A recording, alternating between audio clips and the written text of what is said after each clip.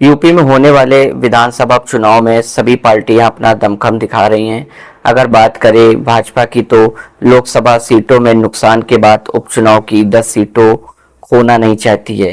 आपको बता दें, उत्तर प्रदेश में विधानसभा चुनाव में एनडीए और इंडिया गठबंधन की मुश्किलें बढ़ने वाली हैं, क्योंकि विधानसभा उपचुनाव में असदुद्दीन ओवैसी और चंद्रशेखर आजाद तीसरे मोर्चे के रूप में उभरकर सामने आने वाले हैं।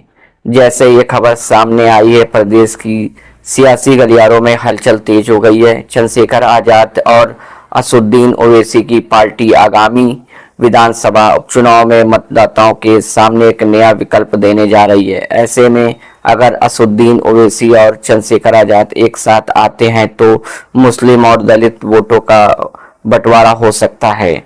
अगर ऐसा हुआ तो सबसे ज्यादा नुकसान इंडिया गठबंधन को होगा। अगर ये गठबंधन धरातल पर उतरता है तो उपचुनाव में समीकरण लोकसभा चुनाव से बिल्कुल अलग होने वाले हैं। ओवैसी चंद्रशेखर आजाद का यदि तीसरा मोर्चा राज्य में पनपता है तो सपा बसपा की टेंशन बढ़ना तय है।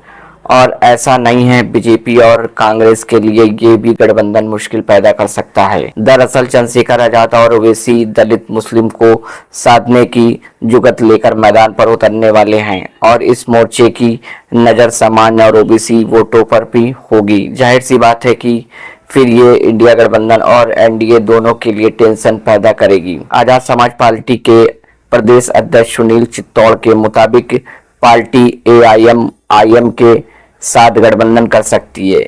इसके लिए दोनों दलों के शीर्ष नेतृत्व की पहले राउंड की वार्ता हो चुकी है। अब प्रदेश स्तर के पदाधिकारियों की मीटिंग में सीट बंटवारा मंथन होगा। सब कुछ सही रहा तो दोनों दल मिलकर उपचुनाव की 10 सीटों पर प्रत्याशी उतारेंगे। वहीं इस नए मोर्चे को लेकर राजनीतिक कयासों का बाजार गर्म हो गया है। राजनीतिक विश्लेषकों का मानना है कि यदि चंद्रशेखर आजाद और ओवैसी के बीच गठबंधन फाइनल होता है तो उपचुनाव में सबसे ज्यादा प्रभाव सपा और बसपा पर पड़ेगा। वहीं कांग्रेस को यदि सपा का सहारा ना मिला तो उसकी स्थिति पूर्ण के चुनाव वाली होने के जैसे असर है।